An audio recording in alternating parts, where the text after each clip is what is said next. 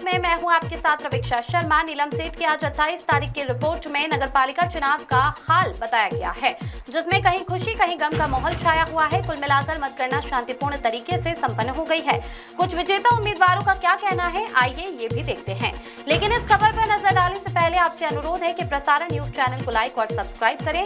तो चलिए इस खबर पर नजर डालते हैं। दाहोद नगरपालिका चुनाव की मतगणना आज सुबह 9 बजे से आर्ट्स एंड कॉमर्स कॉलेज में शुरू की गई थी। नगरपालिका चुनाव की मतगणना में दोपहर 1 बजे तक तस्वीर साफ हो गई थी। इस बार भाजपा का बोर्ड बनने जितने 20 उम्मीदवार जीते हैं, वहीं उनके सामने कांग्रेस के 14 उम्मीदवार और 2 निर्दलीय विजय हुए हैं। इस बार के चुनाव में भाजपा को पिछले चुनाव के मुकाबले 11 सीटों का नुकसान हुआ है, जबकि कांग्रेस को पिछले चुनाव की तुलना में अधिक सीटें मिली हैं। सुबह 10 बजे से ही विजेता उम्मीदवार और उनके समर्थक डीजे और बैंड बाजे के साथ विजय जुलूस निकालते नजर आ रहे थे। जैसे जैसे चुनाव की तस्वीर साफ हो रही थी, वैसे वैसे कहीं खुशी तो कहीं गम का माहौल देखने को मिल रहा था। इस बार भाजपा ने नगरपालिका चुनाव में 36 नए उम्मीदवार मैदान में उतारे थे, लेकिन इसका कोई बहुत बड़ा फायदा होता नहीं दिख रहा है। इस बार दाहोद शहर के मतदाताओं ने किसी एक ही पार्टी को भारी बहुमत देने के बजाय कांग्रेस और निर्दलीय उम्मीदवारों को भी चुना है। संक्षेप में कहें तो ये तय है कि इस बार मामूली बहुमत के दम पर नगरपालिका में भाजपा का बोर्ड बनेगा, लेकिन वहीं दूसरी तरफ विपक्ष की स्थिति भी मजबूत नजर आ रही है। नीलम सेठ की रिपोर्ट। नमस्कार दाहोद।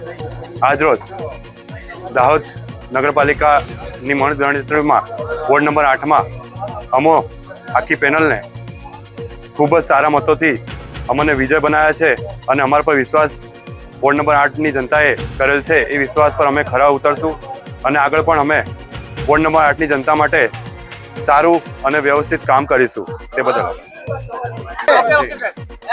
વોર્ડ નંબર 7 ના જે મતદારો છે એમના વિશ્વાસથી વોર્ડ નંબર 7 માં કોંગ્રેસ પક્ષના 3 ઉમેદવારો આજ રોજ ચૂંટાઈ આવ્યા છીએ।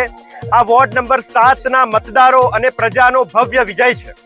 અમારી સાથે અરાફતભાઈ માળી અને શહેનાઝબેન દલાલ પણ વિજેતા બન્યા છે અને વોર્ડ નંબર 7 માં જે કંઈ પણ કામો છે, પ્રજાનો જે કંઈ પણ જરૂરિયાત છે, એમના પ્રશ્નો છે, પાયાની જરૂરિયાત છે, તે તમામે તમામ પ્રકારની જરૂરિયાતો પૂર્ણ કરવા માટે અમે સૌ કોઈ વિશ્વાસ આપીએ છીએ અને પ્રજાએ જે અમને વિશ્વાસ આપ્યો છે એ બદલ અમે પ્રજાનો ખૂબ ખૂબ આભાર માનીએ છીએ અને ખાસ કરીને કોંગ્રેસ પક્ષનો અમે આભાર માનીએ છીએ કે એમને અમને મેન્ડેટ આપ્યું અને આ સાથે જ કોંગ્રેસ પક્ષના જે કાર્યકર્તાઓ છે, જે અમારી સાથે આખી ટીમ વર્ક છે, એમનો પણ ખૂબ ખૂબ આભાર માનીએ છીએ। વ્રજ શાહ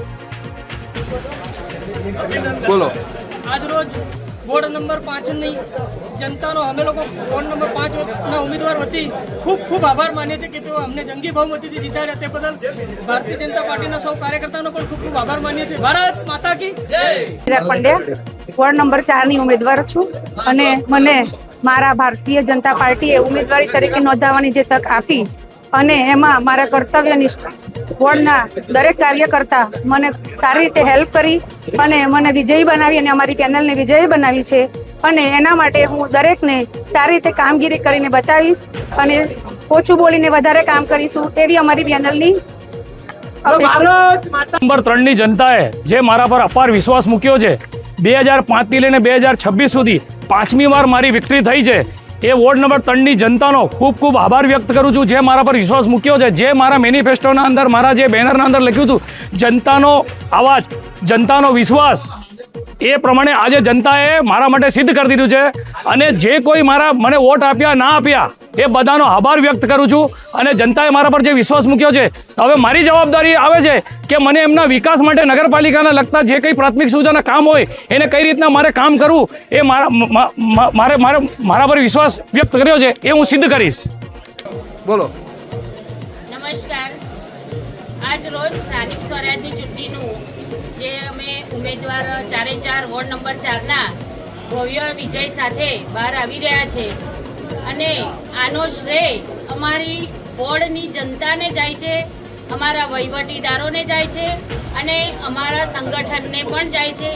નામી અનામી દરેકને આનો શ્રેય જાય છે। અમારા કાર્યકર્તાએ ખૂબ મહેનત કરી છે અને અમારા પર વિશ્વાસ મૂકીને અમને અહીં સુધી પહોંચાડ્યા છે। અમે પણ એમને ખાતરી આપીએ છીએ કે અમે એમની સેવામાં તત્પર રહીશું।